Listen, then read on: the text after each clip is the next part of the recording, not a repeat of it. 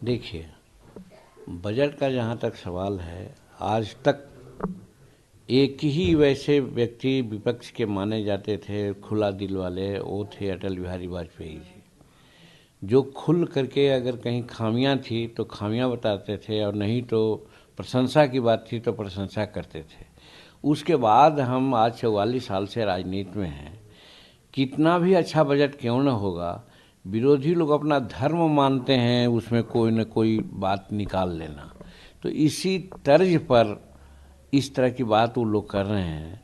तो हम समझते हैं कि जहाँ तक बजट का हमने देखा, अर्थशास्त्रियों के द्वारा, बहुत से राजनीतिज्ञों के द्वारा, बहुत से और विशेषज्ञों के द्वारा, सब लोगों ने कहा कि ये बजट मध्यम वर्ग, किसान, महिला, युवा, इस चार वर्ग को नरेंद्र मोदी जी आगे बढ़ाना चाहते हैं। उन सबके आगे बढ़ाने का ये एक बजट है, संतुलित बजट है। इसमें किसका, जैसे आप मान लीजिए कि मजदूर की बात कर रहे हैं, शेड्यूल कास्ट की बात कर रहे हैं, तो क्या किसानों की आय बढ़ेगी, किसान को फ़ायदा होगा, या फिर हम बहुत लोगों को जो क्या करते हैं वो 12 लाख रुपया तक के एग्जामेशन मिला, तो प्रकारांतर से सबको उससे लाभान्वित होता है।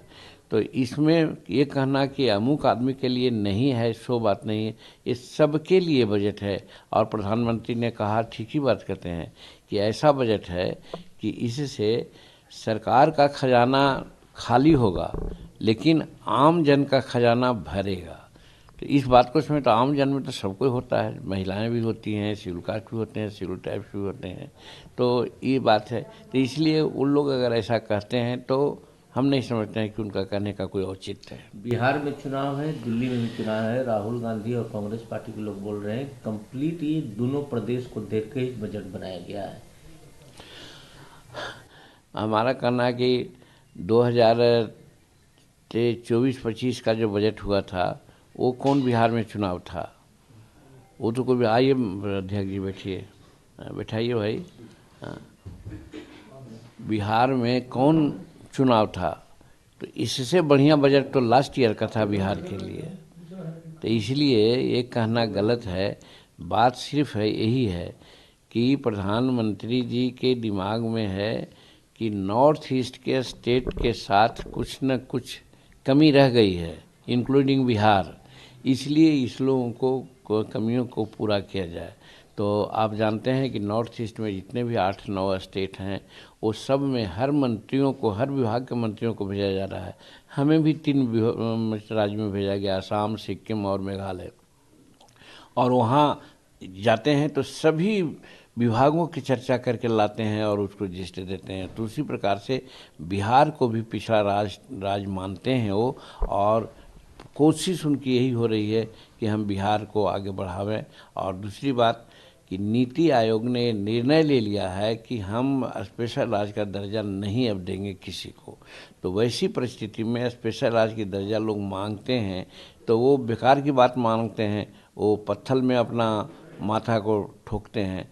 उसका रास्ता निकाला गया कि भाई उसके एवज में जो भी संभव है वो किया जा सकता है। आज बिहार का जो बजट है आप देखेंगे, हम समझते हैं कि अगर ये स्पेशल राज्य के दर्जा की बात होती तो उससे ज़्यादा पैसा मिल रहा है। सर, इंडिया अलायंस के लोग बात करते हैं कि एनडीए को हराएंगे, लेकिन राहुल गांधी ने जिस तरह से कल केजरीवाल पर हमला किया कि छोटी सी गाड़ी में आया और शीश महल बना लिया उन्होंने, तो ये कैसा अलायंस है? आप बात करते हैं कि एनडीए इसकी चर्चा तो हम बहुत पहले से करते आए हैं कि ये लोग का मकसद ही गलत है। ना नरेंद्र मोदी जी, नीतीश कुमार जी विकास की बात करते हैं और देश की उन्नति और देश के इज्जत प्रतिष्ठा की बात करते हैं, स्पेस में जाने की तैयारी करते हैं, युवाओं के रोजगार की बात करते हैं। लेकिन ये लोग को सिर्फ है कि प्रधानमंत्री कौन होगा।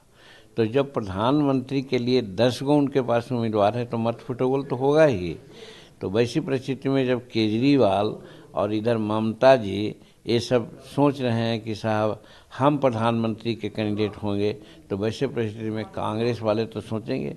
अब बात भी सही है कि अगर अपोजिशन है तो कांग्रेस है, सभी राज्यों में कुछ न कुछ उसका है, और लोकसभा में, राज्यसभा में उसके मेंबरान भी जाते हैं। तो वैसी परिस्थिति में राहुल जी तो ज़रूर सोचेंगे ना कि केजरीवाल कहाँ है, उनका बखत क्या है। एक राज्य, छोटा सा राज्य का हो गए मुख्यमंत्री या वहाँ कुछ सीट जीत लिया, तो समूचे भारत के नेतृत्व करने की क्षमता तो उसमें नहीं है। इसलिए अगर वो कहते हैं राहुल जी, तो हम समझते हैं उनके बात में दम है। आखिरी सवाल सर, केजरीवाल कह रहे हैं कि बीजेपी दिल्ली में गुंडागर्दी कर रही है, इलेक्शन कमीशन से उन्होंने मांग की है कि ध्यान दें इस पर। और आरोप न लगाएं तो क्या कहेंगे वो। बीजेपी तो वहाँ हर तरह से लोगों का जो विकास नहीं वो किए हैं केजरीवाल साहब, चाहे वो गरीब मजदूर का मामला हो, झुग्गी झोपड़ी का मामला हो, बिजली का मामला हो, शिक्षा का मामला हो, सब में कोरी घोषणाएं उन्होंने की है और उसको इम्प्लीमेंट नहीं किया है। अब जो कुछ भी बोलते हैं केजरीवाल साहब, हम तो दिल्ली रह रहे हैं, लोग कहते हैं कि उनका बात बोलते हैं तो लोग आम जन हंसते हैं कि अब और क्या बोल देंगे उसका कोई ठीक नहीं है। और उसके विपरीत भाजपा के लोग चाहे जो भी जा रहे हैं, चूँकि सत्ता में भी हैं, तो इनके बात में दम है, ये करना चाहते हैं, क्योंकि इनके नीति में ही ये वैसी बात है।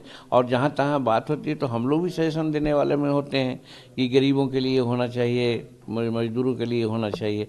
तो वैसी परिस्थिति में इधर करने वाले लोग हैं और उधर सिर्फ कहने वाले हैं। आखिरी सवाल, 2025 में जो बिहार का चुनाव है, इसमें आप इंडिया अलायंस को कहाँ देखते हैं, क्या टक्कर में हैं लोग?